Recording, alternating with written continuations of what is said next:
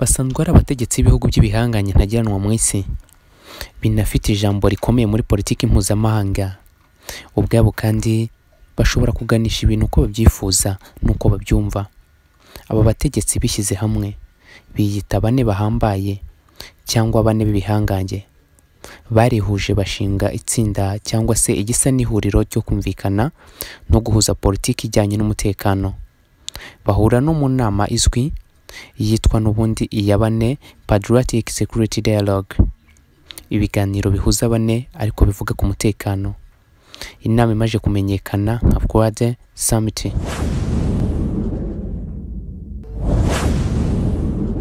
Kuri iyi nshuro iyi nama yahuje Perezida wa Leta Zunze Ubumwe za Amerika Joe Biden na Minisitiri w'Intebe w'Ubuhinde Narendra Modi, Minisitiri w'Intebe wa Australia Bwana Anthony Albanese ndetse na Minisitiri w'Intebe w'Ubuyapani Fumio Kishida. Wakiriye iyi nama cyangwa se wakiriye ibikomerezwa mu murwa mukuru i Tokyo. Abategetsi bose uko ari bane ni inshuro ya kane bagiranye inama. Ingingo baganiraho bagaragaza ko ari zijyanye n'umutekano mpuzamahanga n'ibindi byatuma isi irushaho kuba nziza, birimo nk'imihindagurikire y'ikirere n'ibindi bitandukanye. Gusa abasesenguzi bamwe mu bijyanye na politiki mpuzamahanga bagaragaza ko ahubwo ihura ry'aba bategetsi bibikomerezwa gutya bahuriye ahantu hamwe mu gace ka Indo-Pacifique ari ugushaka uko ibihugu byahagarika gukura kwa buri munsi kw'ibihugu bitandukanye bikomeye, urugero nk'Ubushinwa ndetse n'ibindi. Ubushinwa ni igihugu kizamuka cyane cyaba mu bukungu ndetse n'imbaraga za politiki mpuzamahanga, ku buryo cyatangiye guhangayikisha ubuhangange bwa buri gihugu cyose gikomeye ku isi. Ariko by'umwihariko nka Leta Zunze Ubumwe za Amerika cyangwa se ibindi bihugu byasaga nk'aho bikomeye bituranye n'Ubushinwa. Hari n'abantu bita Quad Summit cyangwa se inama ya bane, bakayita umuryango wa OTAN wo muri Aziya, Region NATO, nk'uko umuryango wa OTAN washyizwe mu Burayi kugira ngo uhagarike gukura ku mutwe w'Uburusiya ndetse n'Abasoviyete. Rero n'uyu muryango usa naho wagiye muri Aziya kugira ngo uhagarike gukwirakwira k'ubuhangange bw'Ubushinwa. Iri huriro ryiswe Quad naryo rimaze gushinga imizi mu nkubiri ihambaye cyane yo guhagarika kwaguka cyane k'Ubushinwa mu bice bya Aziya ndetse na Pacifique. Ubushinwa byanze bikunze yaba ariyo mpamvu ihuje ibihugu by'ibihangange bigera kuri bine. Gusa naho ibihugu bigera kuri bine ntawe itagira aho gihurira n'ubuhangange bw'Ubushinwa cyangwa se kidashobora kubangamirwa no mu gihe Ubushinwa bwatera imbere. Politiki mpuzamahanga y'Ubushinwa ntabwo ari iyo gusandara ngo ijye mu itangazamakuru cyangwa kwitaka hirya no hino no kubaka ibigwi mu mahanga. Gusa nanone biterwa n'uburyo politiki y'Ubushinwa yigarurira ubukungu bwo hirya no hino ku isi, nubwo bwose butabikora mu kwivanga muri politiki y'ibindi bihugu. Byonyine ukibona ibiri ku murongo w'ibyigwa muri iyi nama yahuje ibihugu bine cyangwa se abategetsi bane, uhita ubona ko Ubushinwa buri kugaruka cyane mu biganiro by'abategetsi bane bari muri bino biganiro. Tutagiye na kure cyane, iyi nama nakubwiye ko yabereye mu Buyapani Tokyo mu murwa mukuru. Aricyo bivuze kubera yuko kuva mu myaka ya kera Ubuyapani n'Ubushinwa ni ibihugu bihangana cyane bishaka kugenzura Aziya yose, kubera yuko ubwabyo byibona nk'aho ari byo bikomerezwa biri muri Aziya. Bisa nk'aho buri gihe bishaka gupezanya ingufu byumvana kugira ngo byishakemo uwayobora Aziya yose n'ibice bya Pacifique. Ibi bihugu byombi ni ibihugu by'ibihangange kuva mu myaka ya kera. Ubwami bw'ibihugu byombi ni ukuvuga ubwami bw'Ubushinwa n'ubwami bw'Ubuyapani byagiye bihangana kenshi.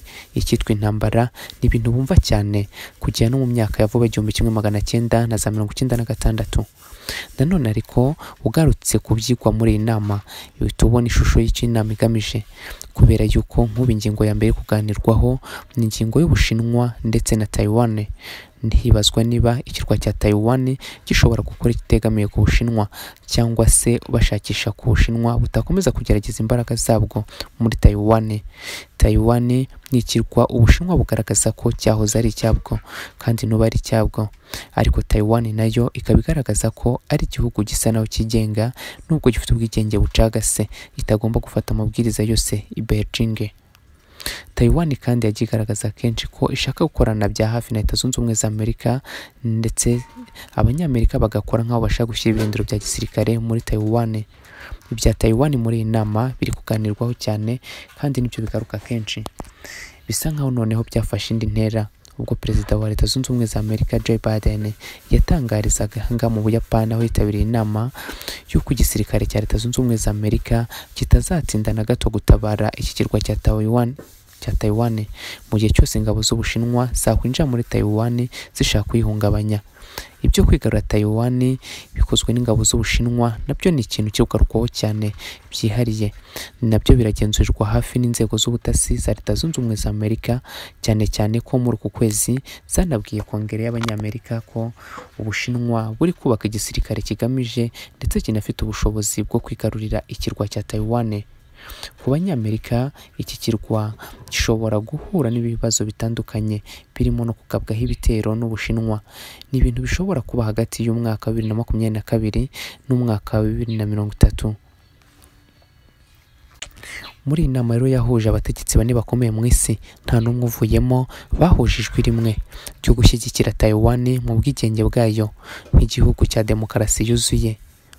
Gusa nanone Taiwan irasa nk'aho ari impamvu yo guhanganisha Ubushinwa na Leta Zunze Ubumwe za Amerika mu buryo bweruye, kubera yuko Leta Zunze Ubumwe za Amerika ubu ziri kugenzura Taiwan ingano nini cyane y'intwaro kugira ngo izabashe kwirwanaho igihe icyo ari cyo cyose yabigabweho ibitero n'Ubushinwa.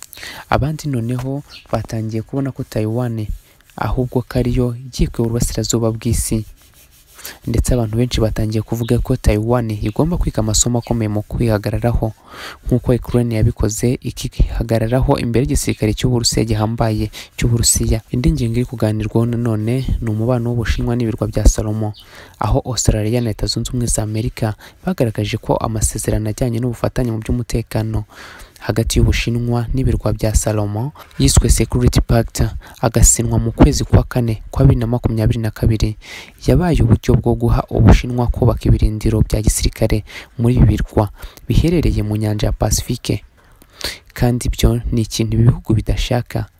Iby'aya masezerano y'Ubushinwa muri ibi birwa nabyo ni ingingo iri kuganirwaho cyane kandi icungirwa hafi muri iyi nama y'ibihugu bine n'abategetsi bane biyita ibihangange.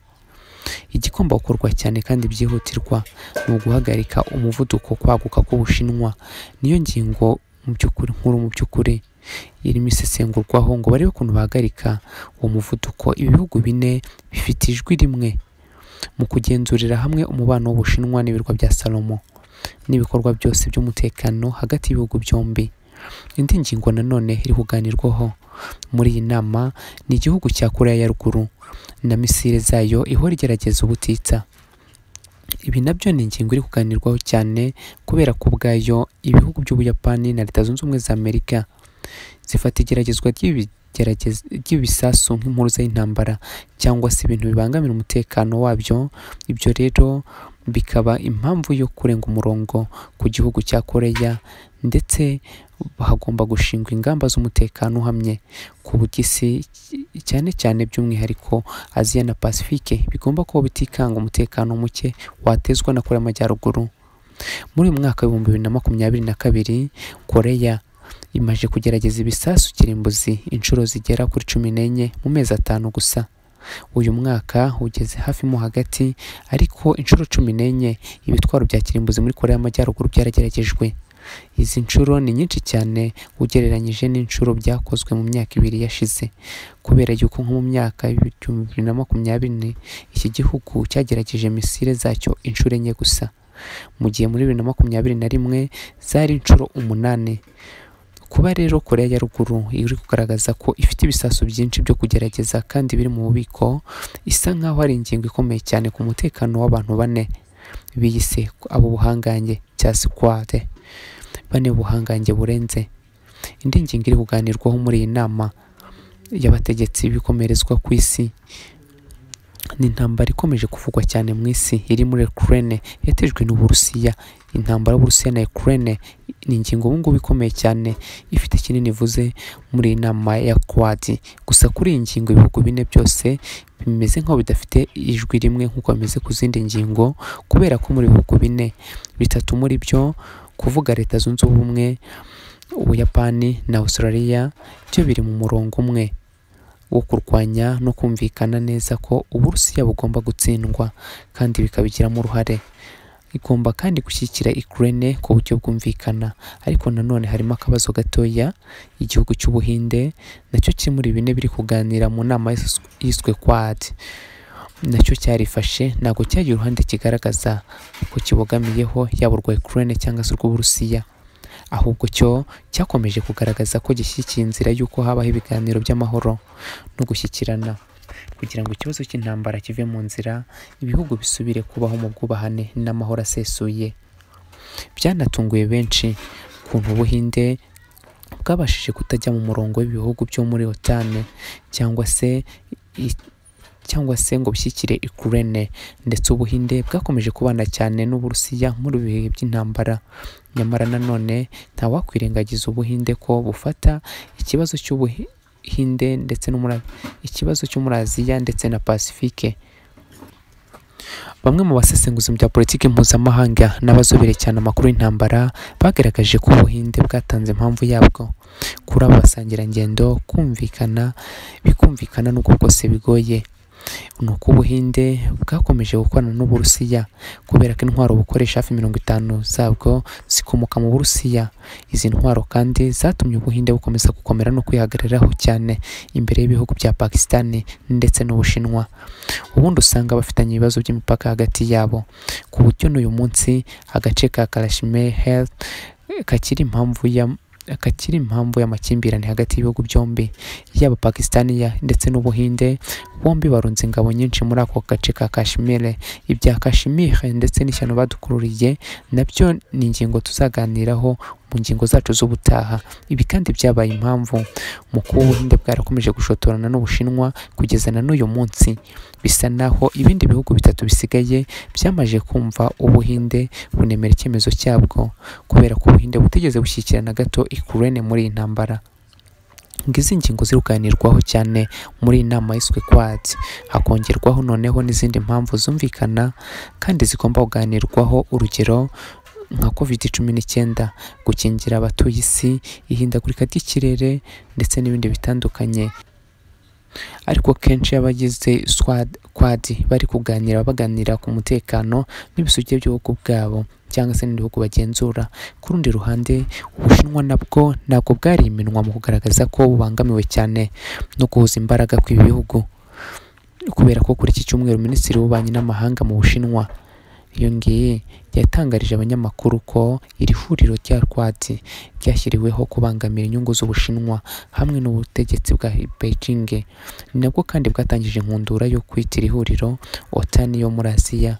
Ubushinwa bwavugaga ko hagamije guhuza umuryango wa OTAN wo mu Burayi ndetse n'ibice bitandukanye bitari muri uyu muryango byo muri Aziya.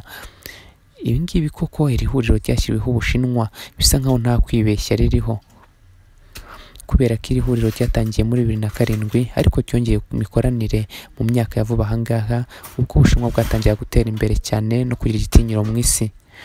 Bitekerezwa yuko ibikorwa by'iri huriro no kongera imbaraga nyinshi bigamije gushyigikiza no gutsikamira Ubushinwa. Hari gutekerezwa uburyo iri huriro ryagira abanyamuryango bahoraho rigakora nk'indi miryango yose mpuzamahanga yose, nk'umuryango wa OTAN tuvuge, cyangwa se umuryango w'ubumwe bw'Uburayi n'indi miryango itandukanye.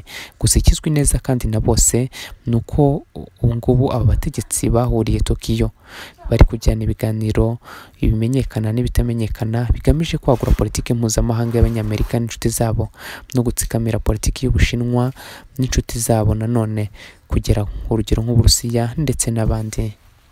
Reka tubashimire mwakomeje gukurikira ibiganiro byacu. Reka mbifurize gukomeza kugubwa neza muri gahunda zitandukanye, kandi mbibutsa gukora subscribe kugira ngo mubashe gukurikira ibiganiro byacu umunsi ku wundi. Turabakunda, bye bye.